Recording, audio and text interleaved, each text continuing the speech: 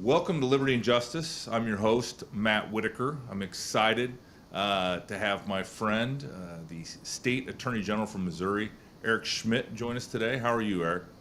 I'm great, Matt. How are you? I'm doing very well. Thanks for taking the time today. We're going to talk about a lot of interesting topics, many you're on the front lines of, and I just think so much of it has, because of this Biden administration, has been pushed to the states to try to enforce these laws. I mean, generally, before we get into sort of Title 42 and so many other things, what's your experience right now with the federal government in trying to get them to do their job really across the board?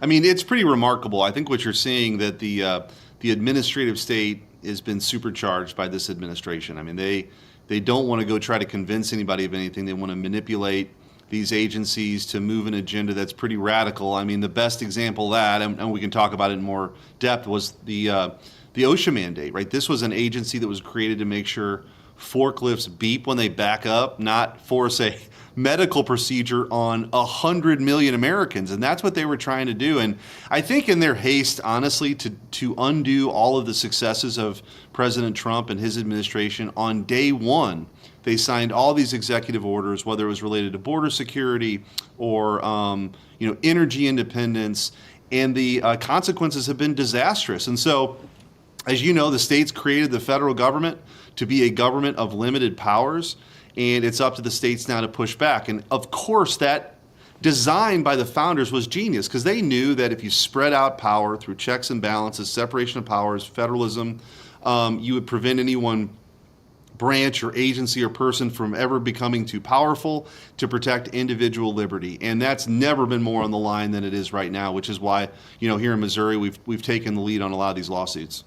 Yeah, and how quickly we forget. When I sent you the list of things I wanted to talk about, I had just the OSHA mandate, obviously was another area where you fought so hard and were successful. What do you take the learning from that case and then apply it to the next case, or is each one of these a creative extension by the Biden administration to try to go beyond the law as it's written to make it what they want it to be? Yeah, I think that's the general principle that applies in most of these cases, and that they're trying to fit an elephant in a mouse hole, right? And that's kind of what the argument was with those vaccine mandate cases, and we were successful. And the practical implications of that. Missouri was the first state to file, and one of the plaintiffs with our state was a manufacturer of trailers that you'll have on the back of a landscaping truck in mid-Missouri. They had 160 employees. They got supply chain issues as it is. They're long on tires because they don't know if they're going to run out of those. They're short on some of the smaller equipment that they need to finish it. If they run out of either one, they're out of business. Yep. They knew that there were just a certain number of people that were part of the workforce that had decided they weren't going to get vaccinated, right? They were making their own decision. They were going to be out of business, like literally out of business. Right. And so in addition to the legal issues of them not having the authority to do it, it would have just exacerbated our supply chain issues. The same with the trucking industry. And so those general principles about trying to move an agenda without actually having the Article 1 branch Congress ever say yes to something is a recurring theme. Now, you'll also see, I think, this is a playbook that they're going to use over and over. You notice they're not calling it climate change anymore. They're calling it a climate emergency.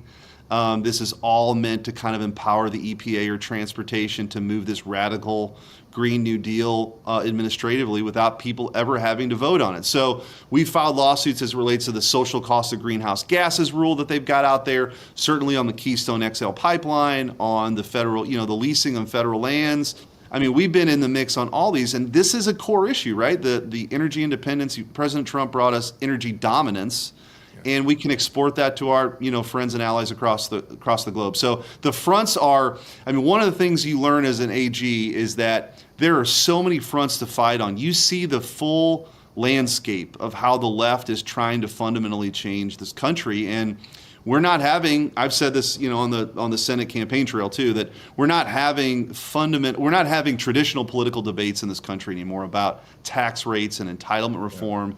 The left is a couple of votes away from adding states to the union, packing the Supreme Court, federalizing our elections, fundamentally changing this country forever. They're playing for keeps, and so I think it's important to fight back.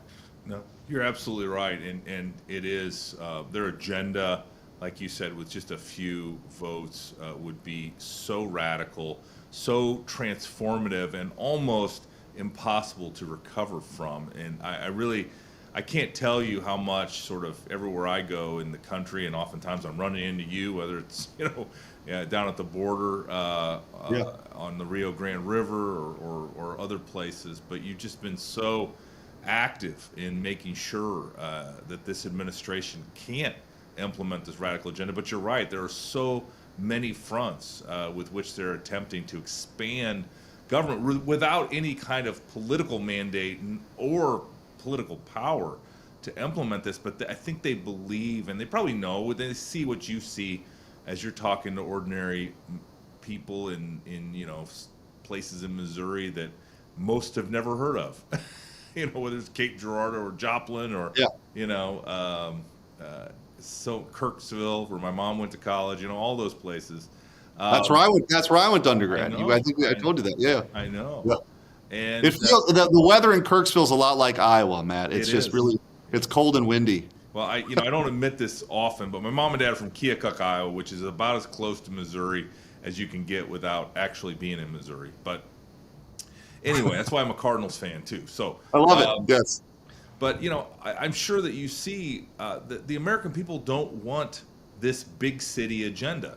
They don't want rising crime rates. And unfortunately, in Missouri, you kind of have a tale of two Americas, which is you have St. Louis and Kansas City, which have seen the violent crime spikes, that have suffered from these city officials that don't want to put bad guys in jail, that want to release them on bond and let them back into the community, and keep your fingers crossed that they don't reoffend or commit another crime and hurt more people. But you also see like small towns where these employers that you mentioned are affected by the mandates from Washington D.C. and they didn't vote for it. They don't want it. And so how talk a little bit about, as you get around the country, we'll come back to some of the stuff on my list like mask mandates and Title 42 litigation. But since you mentioned it, talk about what ordinary citizens, our fellow citizens, your fellow citizens in Missouri, what's on their mind? What do they care about? What do they hope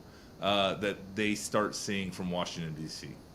Well, I think on the tip of the tongue, you've got a lot of these economic issues that, whether it's paying at the pump or the price of milk or groceries, or everything's just become so much more expensive. And if you're on a fixed income or you're a hardworking, middle class Missourian, this is tough. That is like it's not a silent tax increase. It is. I mean, they're paying 10, 18% more. If you want to buy a used car, you're paying 40% more than you were just a couple of years ago. And so I think those costs certainly have affected people and their purchasing power. And again, under President Trump, that administration, we saw record wage growth across all demographics.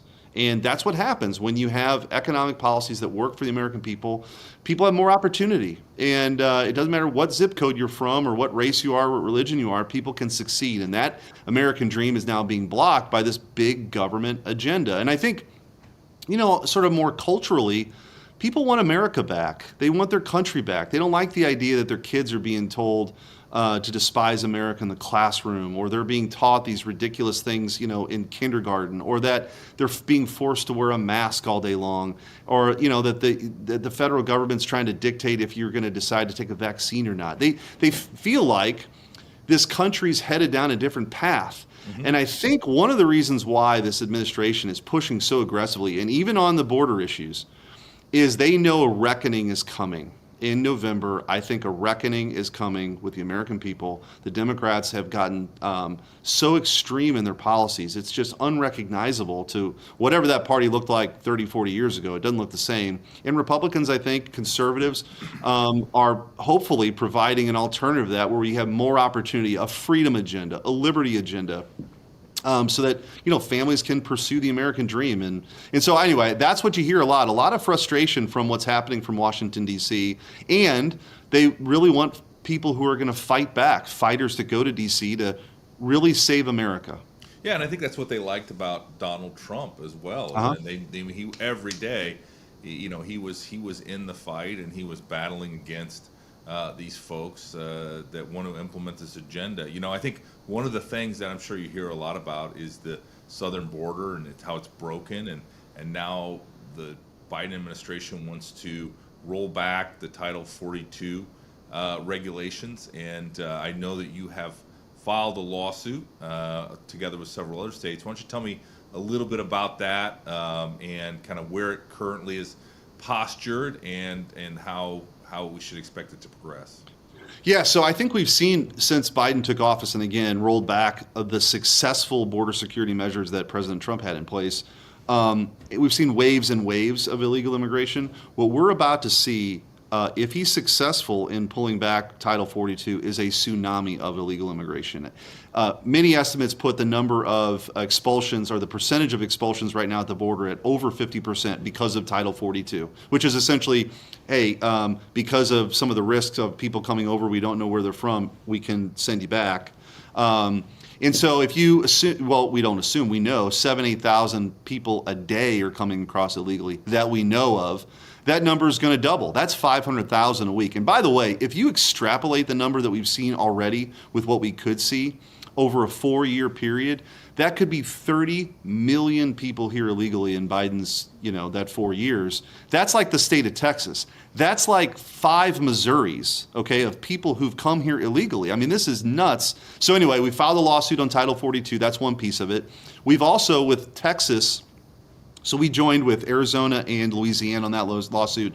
Other states have joined. We've filed the motion for a preliminary injunction late last week, so that's going to be moving forward. Missouri and Texas filed the Remain in Mexico lawsuit, which was another successful Trump-era measure, which basically said if you're seeking asylum, even though 9 out of 10 of those are bogus, Mexico is going to be the waiting room. Why is that important? It's because the cartels, who, by the way, are running the show right now, as you and I saw at the border just a couple months ago, it's an incentive. If they can bring the people across the border and then they're released into the interior of the United States waiting for the asylum hearing, that's a big incentive for them to bring more and more people here. That's what we've seen. So what President Trump had, which we was fighting to get reinstated, is Mexico's the waiting room while you're waiting for your hearing. Missouri and Texas have also filed a third lawsuit, which is to finish the border wall. Congress has appropriated millions of dollars to do it. Biden refused to spend it on that. In fact, he's paying contractors to not do the work while the materials lay on the ground. It's nuts. So I think you take those 3 things in the aggregate, that's a really effective policy preference that President Trump had that was working. Biden's pulled it all away, or trying to pull it all away. And then we've got what we've got, which is, more crime, more human trafficking, more fentanyl that's coming across the border. It's the leading cause of death now for Americans 18 to 45. It's affecting communities all across the country. I've been saying for months that every state's a border state, which is why Missouri is so involved in this, because that kind of illegal activity makes its way to Des Moines and St. Louis and Keokuk and Kirksville. And so we all got to fight back on this together. No, that's so right. I think it's really extraordinary, your leadership and your willingness to step up and to push back, because having served in the Trump administration, all those policies you mentioned, we considered how can we get the border under control, because it was a complete mess when we took over, and we came up with these whether it was the public charge doctrine, whether it was Remain in Mexico, all these policies that we finally got this thing under control, that we were giving the tools to the border protection folks that they needed to administer. And then obviously with the pandemic, Title 42 was enabled and was allowed them to quickly remove people, encounter at the border and send them back. And, and it's just they undid every single one of these policies to the detriment. I mean, obviously you could have predicted this as easily as any law of physics that you would have an explosion of illegal immigration. So thank you for doing that. As I was preparing for today, I wanted to, I think you did something extraordinary as Attorney General that I just want to say thank you, and I want to understand a little bit more, but it's this whole idea of this, the sexual assault kit, backlog, you cleared it out. you had over 3,000, I think it is, kits that were ultimately tested. So just tell us just a little bit about that, because I thought that was a smart plan and leadership by you as Attorney General. Yeah, look, and your leadership as Attorney General, one of the most important jobs we have as AGs, whether it's a state or, clearly at the federal level too, is fighting for victims. And for those, sexual assault victims who've had the courage to come forward, we wanted to honor that courage by making sure a sexual assault kit didn't sit on a shelf, in some cases for decades, going untested. So the first thing we did was we went around and did an inventory and found thousands and thousands and thousands of these kits on shelves. And Missouri's not alone. This is true everywhere. Yeah. But it was something, as a husband and as a father, of 2 daughters, this is just something that I think is very important. And so, we're clearing that backlog. We essentially created that inventory, created a tracking system, had legislation to make sure this never happens again, to have a central repository. We actually use private labs for the testing, so we didn't inundate the current kits that are being tested by the Missouri State Highway Patrol. That was, well thought out, so that we made sure that even the current cases are being tested at the same time. And then ultimately send them to the lab and come back, and we've gotten a number of CODIS hits already.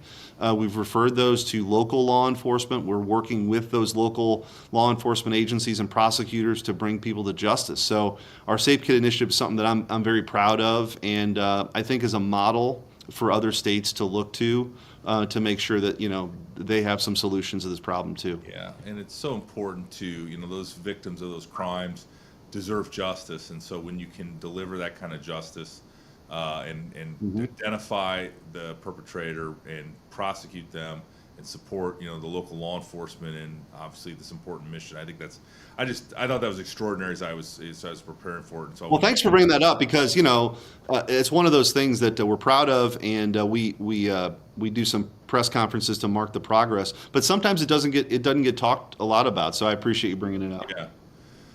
Now, a couple other topics that I just wanted to talk about is, I think a lot of folks that are watching this and listening to this show this week are concerned about our nation's schools, and especially what's being taught. It seems like every topic, whether it's math or social studies, is bringing in the woke agenda, the groups that are trying to indoctrinate our children into all sorts of nonsense. And I think a lot of people were focused on the whole Florida bill that sort of said you can't teach essentially sex education to third graders, and everybody lost their minds. When I say everybody, I mean everybody on the left, because most of us were like, why were they doing that in the first place? Right. Yeah. But I know that you've had an initiative addressing some of this school curriculum craziness, and I just wanted to give you a chance to explain to our listeners and viewers how you've approached that and what you've found. Yeah, I mean, this is really an effort just to get back to the basics, right? Let's teach our kids, reading, writing, math, science, as opposed to this woke indoctrination that has made its way into school districts across Missouri and across the country that you might not expect. Our first entry into this, really, or one of the first, was in Springfield, Missouri, in Southwest Missouri. A whistleblower came forward with some of these training materials for staff and for teachers and administrators that included things like the oppression matrix and the pyramid of white supremacy. That included, by the way, that if you believed in colorblindness, that people should be judged on the content of their character, not the color of their skin. That was covert white supremacy. So was "Make America Great Again," by the way. The phrase was, this stuff is crazy. And by the way, the idea that this is just a graduate level course, I think the left has finally abandoned that lie.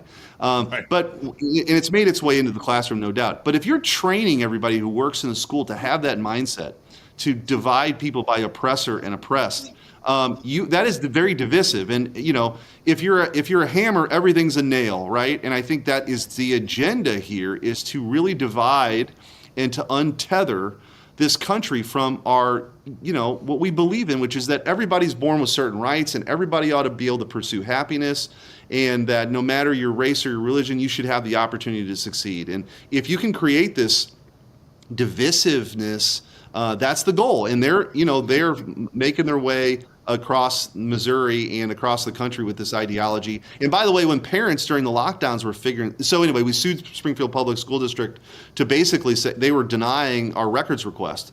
So we're starting to get a bunch of different records now from across the state as we've opened up this portal. Things called the gender unicorn and the genderbread person, like instead of the gingerbread. I mean, this stuff is crazy, and it's meant for young kids. Right. And so, anyway, CRT 1619 project, it's in the classroom, and they can't deny it anymore. So we're really trying to hold folks accountable. And this was on top of us suing a lot of school districts, 45 of them. I think I was the only AG that sued almost 50 school districts in their state for the mask mandates because they don't work. They're not about, science or data. It's about power and control. So we've been very aggressive. And by the way, when parents figured this stuff out when their kids were home, guess what they did? They started showing up to school board meetings. And then what happened? The National School Board Association went to the Attorney General's office and then sought to investigate these parents as domestic terrorists under the Patriot Act. And so you don't think it matters what administration's in charge? You did a great job as Attorney General.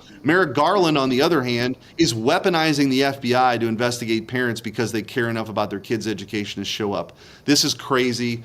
So we're suing we're suing the federal government for release of those documents too. We want to know who was involved. We're suing the Missouri School Board Association to figure out what they knew, when they knew it. Right. We're not going away on this because I think parents deserve answers. They deserve transparency when it comes to curriculum, and we just got to put a stop to this stuff. Yeah, and I have my two thoughts on that. Is one is parents' engagement is needed now more than ever in their children's education because of these exact sort of insidious indoctrination that's going on in our schools, and it's a shame because it just shouldn't be like this. And this Marxist critical theory approach is done for one thing, and that is to your point, to divide us upon sort of our external indicators instead of our internal character and the type of people we are.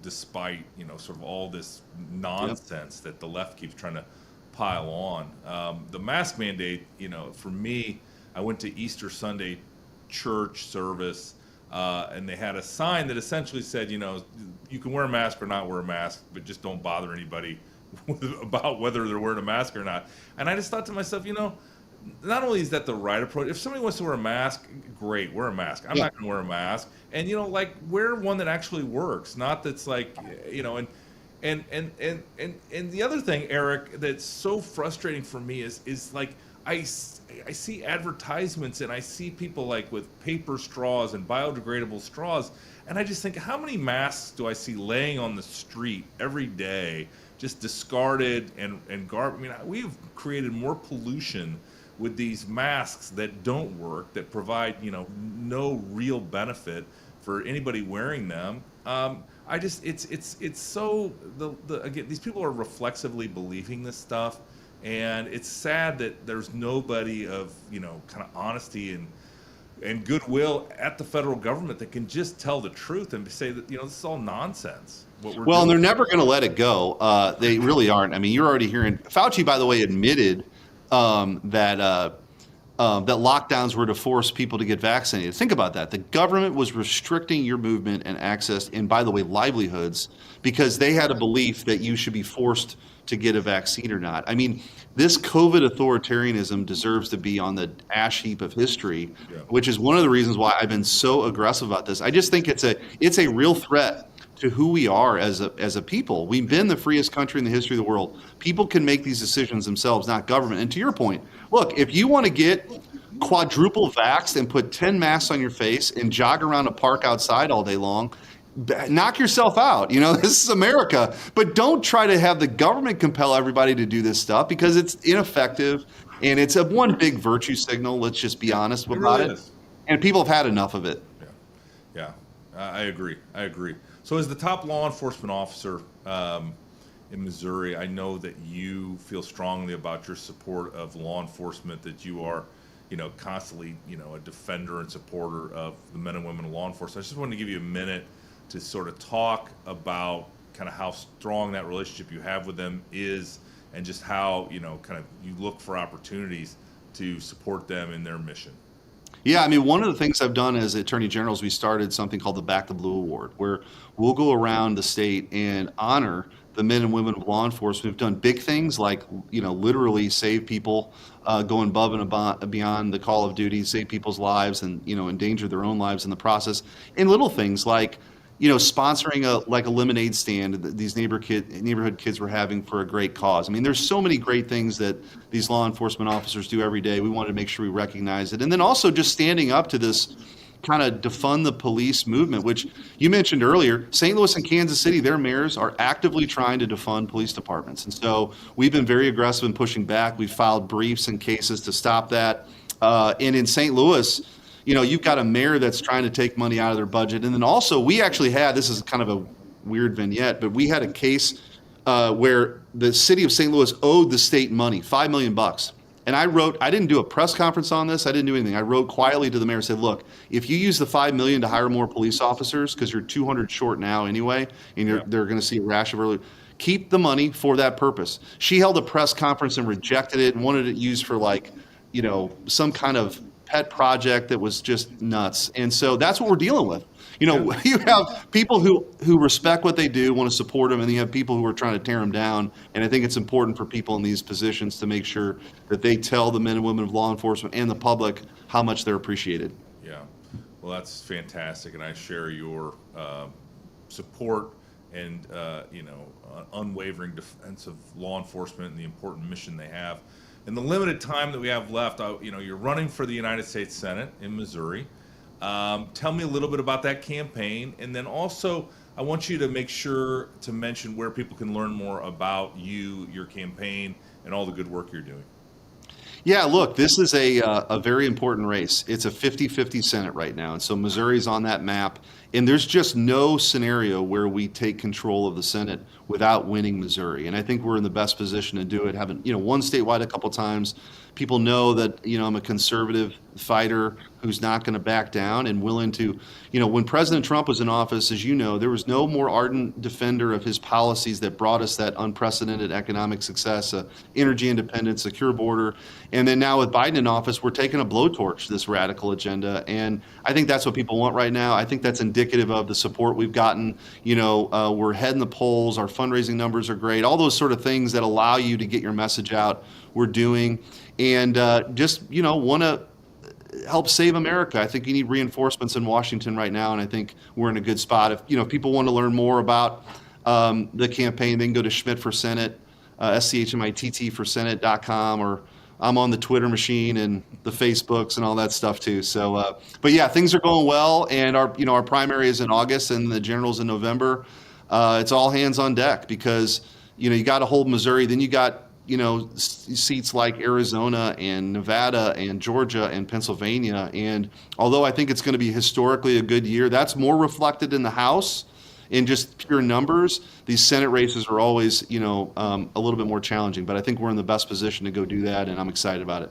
Good. Well, I agree with you. And one thing I want to underline and highlight that you just said is in the Trump administration, and I was there, I served in it, there was no better warrior for protecting and defending and supporting our agenda than Eric Schmitt, the Attorney General in Missouri. I could always rely on you to be a partner, and you're a great public servant. So I thank you for being with us today on Liberty and Justice. All of my listeners and followers can always see us every Friday. We premiere on CPAC Now, and then any podcast channel or on Rumble, or of course, everything I'm doing is on Whitaker.tv. Eric, great to see you, my friend. Thanks for joining us. Hey, thanks for your service, first of all, Matt, and